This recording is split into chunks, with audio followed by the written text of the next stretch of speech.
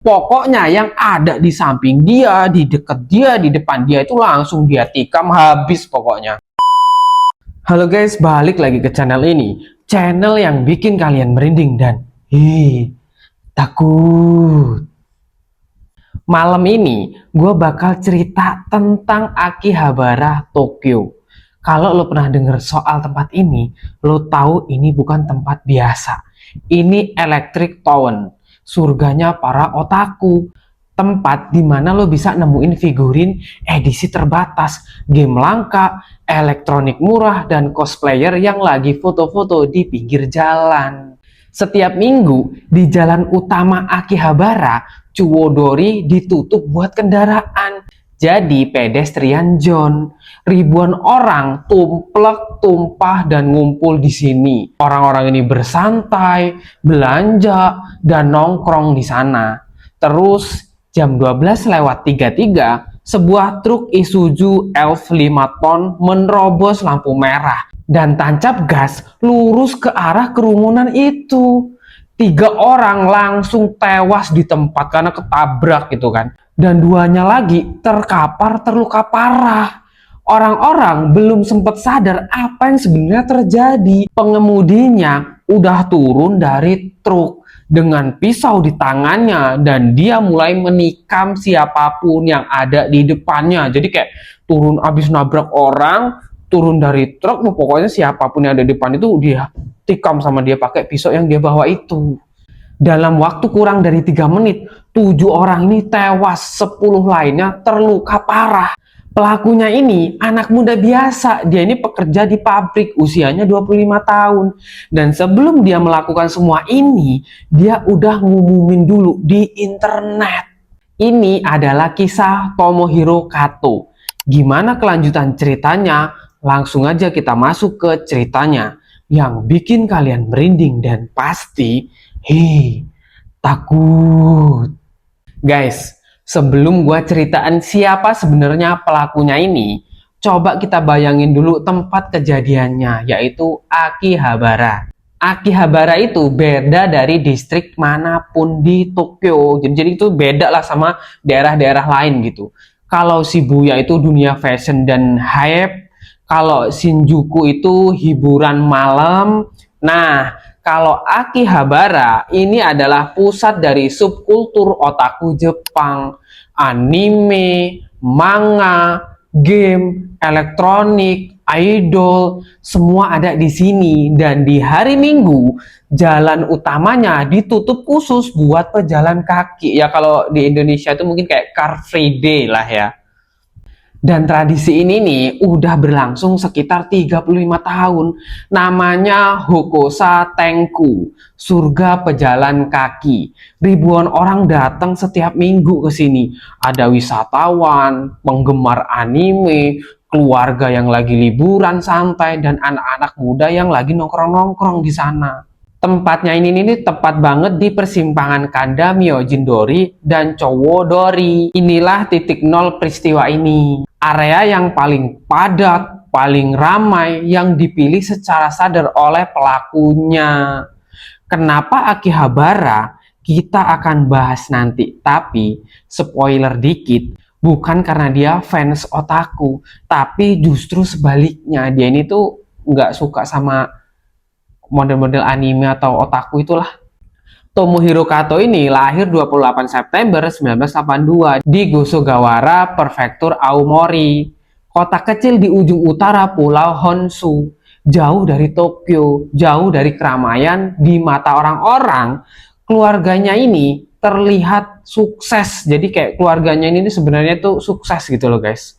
Ayahnya sendiri ini pejabat tinggi di institusi keuangan.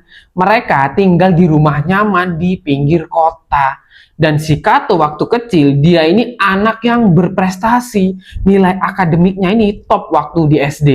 Dia ini juga atlet lari yang menonjol. Di SMP, dia jadi ketua klub tenis.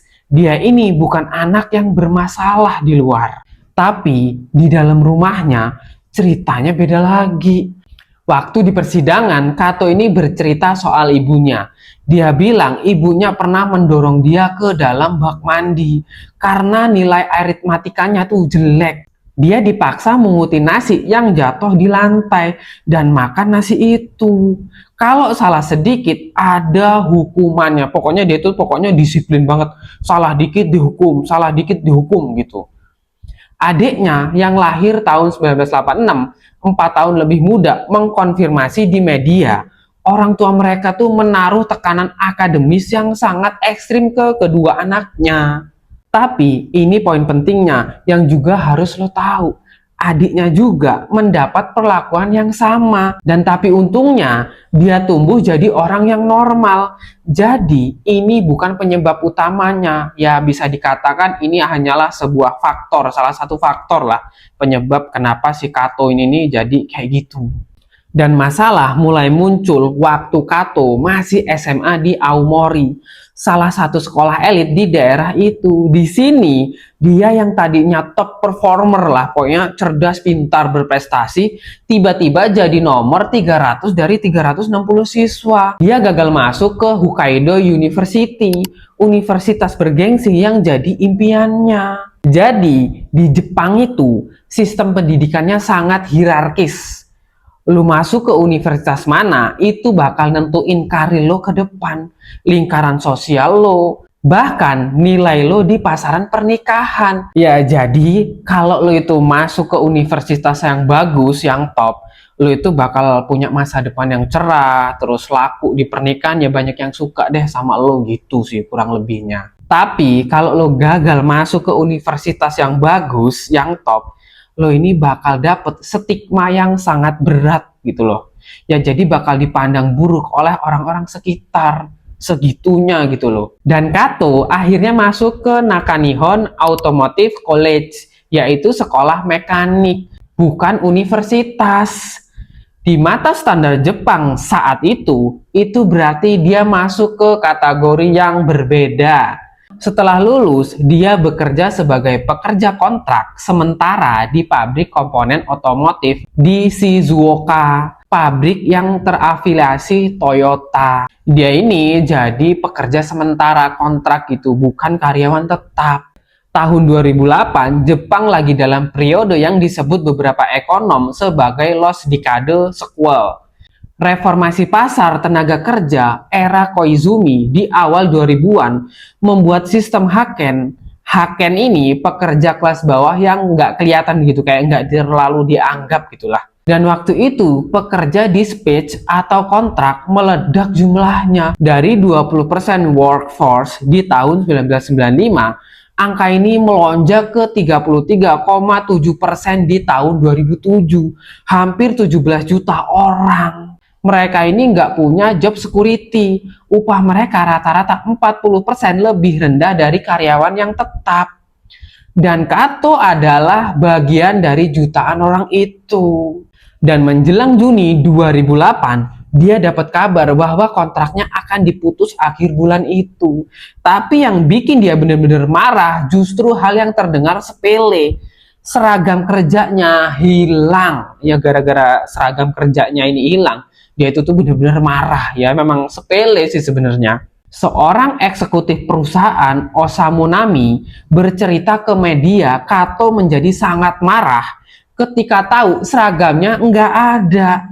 Seorang rekan kerjanya mencoba mencarikan gantinya, tapi waktu temennya ini balik mau ngasih seragamnya, Kato ini udah pergi dan nggak pernah kembali ke pabrik. Waktu itu, hari Jumat 6 Juni 2008, 2 hari sebelum semuanya terjadi, sebelum peristiwa ini terjadi. Setelah ninggalin pabrik, Kato nggak langsung pulang.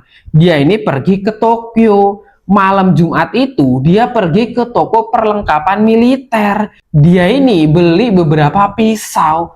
Menurut rekaman CCTV yang kemudian disiarkan di NHK, dia terlihat santai bahkan ketawa-tawa sama penjaga toko. Sesekali memperagakan gerakan menusuk dengan pisau di tangannya. Tidak ada yang curiga waktu itu. Ya mungkin kayak kelihatan cuma bercanda aja di toko, ya wajar pembeli beli pisau jadi bercanda sama tukangnya itu kan, penjaga toko sambil ketawa, hahaha gitu. Dan pada Sabtu sore, dia datang ke Akihabara. Dia datang ke sana buat survei lokasi. Dia ini juga menjual beberapa software di sana untuk dapetin uang tunai. Terus uang itu kemudian dipakai buat nyewa truk. Dan kalian tahu, selama hari-hari sebelum serangan ini terjadi, Kato secara aktif posting di sebuah forum mobile phone Jepang namanya Extreme Exchange, revised platform BBS yang populer waktu itu. Dia ngeposting ratusan pesan tentang hidupnya, tentang kesendiriannya, tentang kemarahannya. Beberapa pesan yang tercatat oleh polisi itu kayak gini: kalau saja aku punya pacar, aku nggak akan berhenti kerja. Aku nggak punya satu pun teman dan nggak akan pernah punya. Orang-orang akan mengabaikanku karena aku jelek. Aku lebih rendah dari sampah karena setidaknya sampah bisa didaur ulang. Siapapun yang punya harapan nggak mungkin bisa ngerti perasaanku. Jadi itu kata-katanya si Kato yang diposting dan dicatat sama polisi, guys. Drama si Kato ini. Dan yang paling menakutkan, sekitar 20 menit sebelum serangan, dia nulis gini, sudah waktunya. Pesan-pesan ini ya ada di postingan dia dan bisa dibaca. Tapi nggak ada yang serius ngeresponnya. Nggak ada yang kepikiran kalau dia mau ngelakuin sesuatu. Nggak ada yang laporin ke polisi. Ya wajar lah, kita lihat sosmed aja ketika lihat postingan kayak gitu ya biasa aja. Ya kayak ibaratnya sudah waktunya, waktu dia makan kah, atau waktu dia berangkat sekolah kah, atau waktunya nonton TV kah, kan nggak ada yang tahu gitu loh. Dan di forum itu malah justru ada yang ngejek dia, yang menurut beberapa analisis mungkin memperparah kondisinya. Karena ejekan itu malah bikin Kato makin marah. Orang lagi emosi terus posting, bukannya di support gitu ya, mungkin malah makin diejek. Ya si Kato ini makin meledak gitu. Pada 8 Juni 2008, Kato ini ngenyewa truk Isuzu F5 ton dari rental di Tokyo. Dia ini bayar cash buat rentalnya. Selama perjalanan menuju Akihabara, dia terus posting dari HP-nya. Dia menulis sambil nyetir, sambil mendekati ratusan orang yang nggak tahu apa-apa dan nggak tahu apa yang bakal terjadi. Terus waktu jam menunjukkan 12:33 siang, truk itu muncul dari ujung jalan. Lampu merah ini menyala, tapi Kato nggak peduli. Dia terus tancap gas menuju kerumunan. Dan kemudian truk itu menghantam kerumunan itu di persimpangan Kanda Myojin Dori dan Chuo Dori. 5 orang langsung terlempar, 3 diantaranya tewas seketika dan 2 lainnya terluka parah. Orang-orang di sana itu langsung pada panik. Ada yang lari, ada yang membeku karena shock mungkin ya. Jadi kayak diem aja gitu, kayak wah apa yang terjadi nih gitu, nggak bisa gerak kan. Dan ada beberapa orang yang coba menolong korban ini. Dan si Kato ini dia langsung turun dari truk. Dia bawa pisau dan langsung dia mulai menikam orang tanpa pandang bulu. Pokoknya yang ada di samping dia, di dekat dia, di depan dia itu langsung dia tikam habis pokoknya. Dan polisi ini langsung datang ke lokasi. Kato langsung lari dan kabur dia. Sambil lari, dia ini terus menikam siapapun aja yang ada di jalan itu. Jadi kayak sambil lari dari polisi, dia tuh wah nemu orang, seret, seret, seret gitu mungkin ya guys ya. Dan si polisi ini terus ngejar si Kato. Sekitar 170 meter dari lokasi truk, di gang sempit, polisi ini berhasil nyudutin si Kato. Polisi ini langsung mengarahkan pisau dan nodong si Kato ini. Kato ini langsung jatuhin pisaunya. Dan akhirnya dia ditangkap pada jam 12:35. Jadi serangan Kato ini berlangsung selama 2 menit. Dari jam 12:33 ditangkap pada jam 12:35. Jadi cuma 2 menit aja aksi dia ini langsung ditangkap.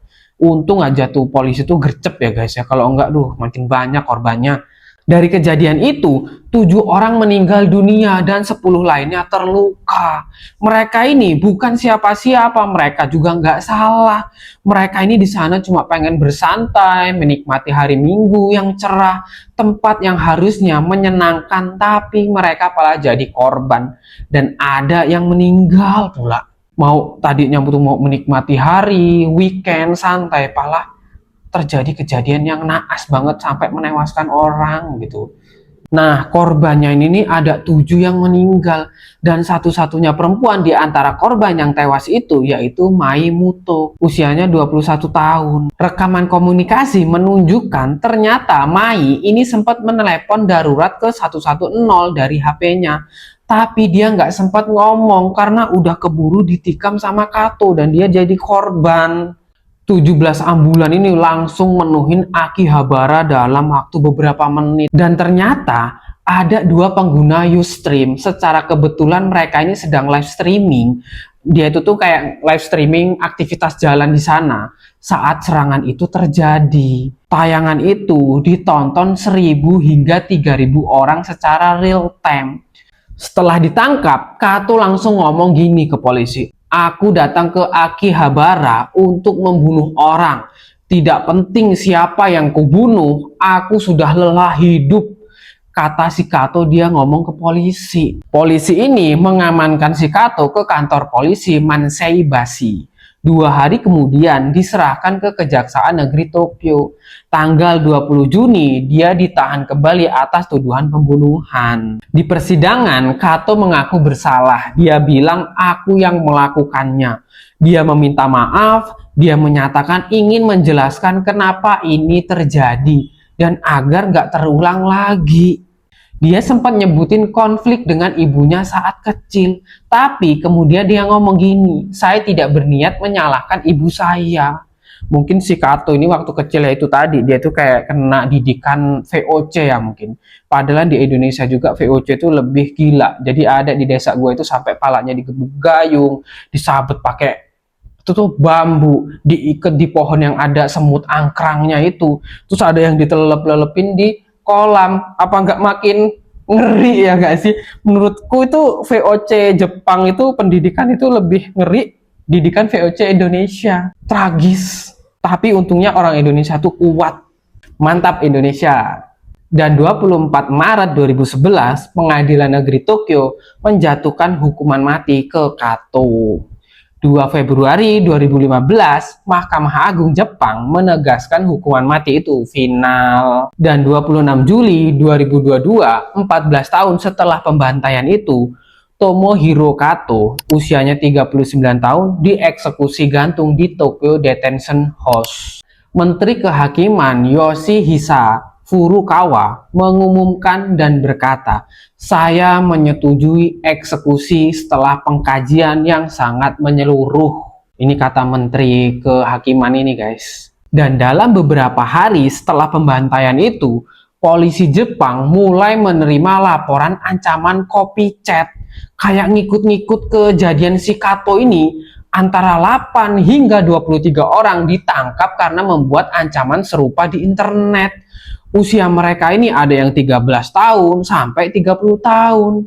22 Juni, seorang perempuan 38 tahun menyerang pengunjung stasiun Osaka dengan silet.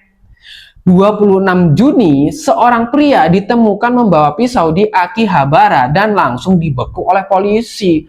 Jadi karena kejadian si Kato ini banyak ternyata yang terinspirasi, pengen melakukan kayak si Kato. Aneh orang-orang ini, bukannya dihindari, kok malah ditiru gitu loh. Apalah otaknya itu tuh. Heran. Habis kejadian ini terjadi nih, perdebatan besar tuh terjadi. Ada yang menuduh gara-gara subkultur otaku nih. Kato nyerang ini nih, mereka tuh langsung ngaitin sama otaku, sama anime, game, dan isolasi sosial. Tapi ternyata Kato sendiri ini nggak kebukti punya koneksi sama budaya otaku. Dia ini nggak main game, nggak baca manga atau nonton anime. Dia ini datang ke Akihabara karena rame. Bahkan yang jadi korbannya sendiri justru para otaku yang sedang menikmati hari Minggu dengan cosplay-cosplay animenya. malah jadi korban. Ada satu hal yang jarang banget dibahas nih, tapi ini memilukan guys. Pada April 2014, 6 tahun setelah pembantaian Kato, adiknya Kato ini yang berusia 28 tahun bunuh diri guys. Sebelum meninggal, dia menulis bahwa tidak ada alasan untuk hidup yang lebih kuat dari alasan untuk mati. Karena bayangan dan rasa malu atas apa yang kakaknya lakukan tidak pernah pergi dari kepalanya. Jadi karena malu sama ulah kakaknya, mungkin adiknya ini dikucilkan kali ya guys ya. Jadi akhirnya dia tuh mengakhiri hidupnya. Dia tuh menyandang status adik seorang pembunuh gitu. Guys, Akihabara hari ini masih berdiri, masih ramai. Setiap hari Minggu tuh masih banyak yang berkunjung ke sana. Ciwodori kembali jadi pedestrian zone sejak 2011. Orang-orang datang lagi ke sana, cosplayer balik lagi ke sana, toko-toko anime ini tetap buka di sana. Jadi kayak kembali pulih guys, kayak seperti semula. Nah, itu tadi guys cerita tentang kejadian Akihabara yang sampai menewaskan 7 orang. Terima kasih udah nonton sampai sini. Jangan lupa like dan subscribe. Sampai jumpa di video berikutnya.